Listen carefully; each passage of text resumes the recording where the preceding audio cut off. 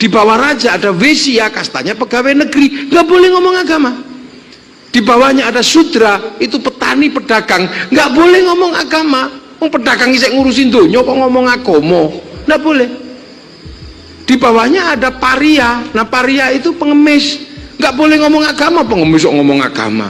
Di bawahnya ada Kuca, Kuca itu tukang ngentit.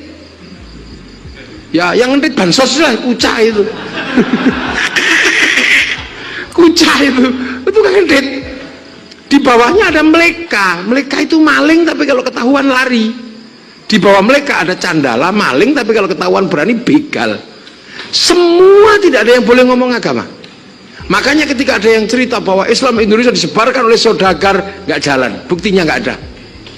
Abad ke-7 Fatimah binti Maimun sudah sampai di Leran seorang pedagang, nggak ada bukti bahwa di situ ada penyebaran agama, karena orang Jawa nggak mau Islam disebarkan oleh saudagar, karena saudagar itu sudra. Jadi teori bahwa Islam disebarkan oleh saudagar tertolak dalam metodologi ilmiah.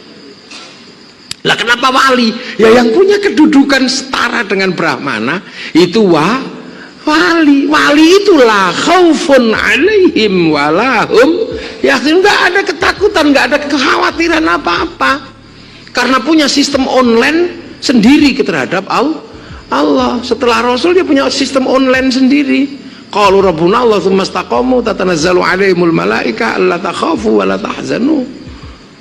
Jangan download sendiri biasanya 25 tahun di padang pasir, 3 tahun ini. Makanya para wali itu punya wifi, dan wifi-nya bisa diakses kalau kita mau mengirim sesuatu dan kita nggak punya wifi, karena kita kan nggak pernah download. Karena kalau kita diajak download biasanya 2 jam turu. Ya Allah, ya Allah, ya Allah, nggak bisa, nggak punya wifi, kita nggak punya kuota. Ya Allah, ya Allah, ya Allah, ya Allah, alah suwene gitu. Makanya kita ini selalu diajarkan wali itu punya kuota, bisa di-download 3 tahun, download sendiri. Makanya kalau kita mau ngirim sesuatu jangan lupa providernya para wali. Sama kayak sampean nggak punya wifi, cari aja wifi gratisan. Nah, .co.id. Makanya kita kalau mau ngirim sesuatu pakai wifi-nya Nabi, ila hadratin Nabiyil Mustafa Muhammadin sallallahu alaihi wasallam jamil anbiya wal mursalin Muhammad syahidi was salihin wa ila jami' awliya ila min asyarik al magharibi fi barriya wa bakhriya wa khusun sadara li Syekh Abdul Qadir Al Jilani wa li abaina ummahatina masyayikhina wa khusun Syekh Subakir abaina ummahatina wa khusun ila ruhi Pak Dewatul Al-Fatihah. Ya pasti nyampe memakai providernya Pak wali. Sama dengan kita kalau nggak bisa lihat Liverpool main, ya tunggu aja yang nyuting di Jerman sana, sama dia dinaikkan ke satelit, dibagi ke seluruh dunia, namanya siaran langsung, kebagian semua kalau ada siaran langsung. Makanya doa itu bisa dibagi, dan orang yang nggak percaya bahwa doa bisa dibagi, orang ini pasti nggak punya TV.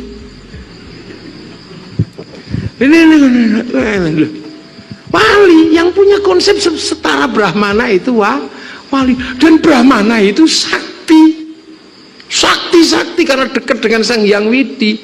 Loh, makanya sejarah pengislaman para wali itu dominan dengan cerita karomah, karena yang dihadapi ini adalah orang-orang keramat semua.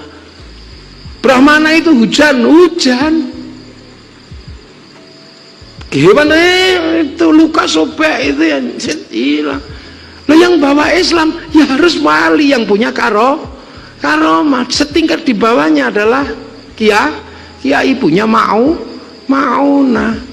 Loh, makanya ini kemudian kita bisa lihat betapa peradaban maju ketemu dengan peradaban maju. Baru setelah urusan perdemitannya itu beres, baru bisa dilakukan pekerjaan dakwah, karena sudah tidak khawatir dipangan demit Jawa, karena dilakukan oleh Syekh Subakir ini. Ditumbalilah bahasanya itu. Nah, kemudian Sayyid Jamaluddin Al-Husaini Al-Kabir baru bisa berdakwah, melihat keadaan. Turunnya di mana? Langsung di Sleman sana, di Turgo. Melihat keadaan, memetakan. Punya anak yang namanya Sayyid Ibrahim, pindah Palang Tuban, punya anak Raden Rohmat Sunan Ampel. Anak Syekh Jumadil Kubro yang satu namanya Sayyid Ishak punya anak namanya Raden Paku Sunan Giri. Lu terus itu berputar, itu baru bisa. Baru kemudian Mbah Ngampel punya anak namanya Mbah Bonang. Teruskan Kanjeng Sunan Kalijaga kembali masuk pedalaman, teruskan Sunan Geseng ada di Tirto situ. Punya anak murid yang kemudian menjadi penguasa-penguasa Jawa, ada Joko Tingkir. Punya anak namanya Mbak Abdul Halim Pangeran Benowo. Diteruskan kembali oleh muridnya namanya Mbak Abdul Rahman di Lasem sana. Teruskan muridnya Mbak Abdul Jabbar di Tuban. Murid utamanya namanya Mbah Sufyan ada di Tuban. Teruskan murid utamanya namanya Mbak Abdul Halim di Boyolali. Teruskan muridnya namanya Mbak Abdul Wahid di Solotigo. Teruskan muridnya namanya Mbak Khairon di Purwodadi. Teruskan oleh muridnya namanya Mbak Asy'ari, punya anak Kiai Hasyim Asy'ari, pendiri Jamaiyah Nahdlatul Ulama. Jadi proses yang hari ini kita alami ini diperjuangkan dari sini dulu. Dan ini semua dikomando namanya Sayyid Muhammad, bapaknya Sayyid Jumadil Kubro. Sayyid Muhammad ini adalah penerusnya Sayyid Abdul Malik, Sayyid Ahmad Jalaluddin Shah di Campa sana. Itu putranya Sayyid Muhammad, Sayyid Abdul Malik Mongolia. Itu penerusnya Sayyid Alawi Amil Faqih. Beliau adalah putranya Sayyid Mirbat, penerusnya Sayyid Ali Khalid Qasam. Di atasnya ada namanya Sayyid Alwi yang mengembangkan, membawa keluar dari Arab. Tadinya cuma di Arab sana. Terusan di atasnya ada namanya Sayyid Muhammad, putranya Sayyid Alwi, putranya Sayyid Ubaidillah, putranya Sayyid Ahmad Al-Muhajir. Disebut Al-Muhajir karena mampu hijrah keluar dari Jazirah. Putra Sayyid Isa Naqib, putra Sayyid Muhammad, putra Sayyid Ali Uraidi. Sayyid Ali Uraidi pejuang di sana dalam situasi sulit menghadapi konflik politik di Jazirah Arab. Itu putranya Sayyid Ja'far Shadiq. Sayyid Ja'far Shadiq karena keributan politik di sana sampai curhat, Allahumma sholli ala Sayyidina Muhammad wa ashghilidh dhalimin bidh-dhalimin wa akhrijna min bainihim salimin wa ala alihi wa sahbihi ajma'in. Selawat asghil. Ini Sayyid Ja'far Shadiq. Ini adalah putra Sayyid Bakir. Sayyid Bakir putra Sayyid Ali Zainal Abidin. Sayyid Ali Zainal Abidin putra Sayyidina Husain. Sayyidina Husain putra Sayyidina Ali, suami daripada Siti Fatimah binti Rasulullah Muhammad sallallahu alaihi wasallam. Loh, ono sing belok? Nggak ada.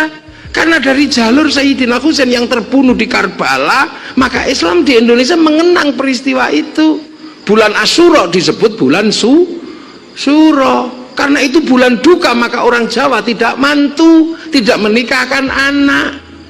Karena itu bulan duka. Karena itu adalah bulan di mana cucu Rasulullah meninggal, maka kemudian bulan itu di sini melakukan santunan anak yatim. Loh, ini terkait. Arkeologi pengetahuannya ada, walaupun historiografinya tercerai-berai. Barangnya ini ono. Nah, sehingga kemudian bisa bertemu dengan budaya yang begitu kuat. Hanya masalahnya memang budaya Hindu itu rapuh kalau membangun kerajaan, karena raja-raja Hindu itu biasanya tahu-tahu meninggalkan tahta, entah kemana, nggak ada warisannya, karena untuk melakukan Upanishad.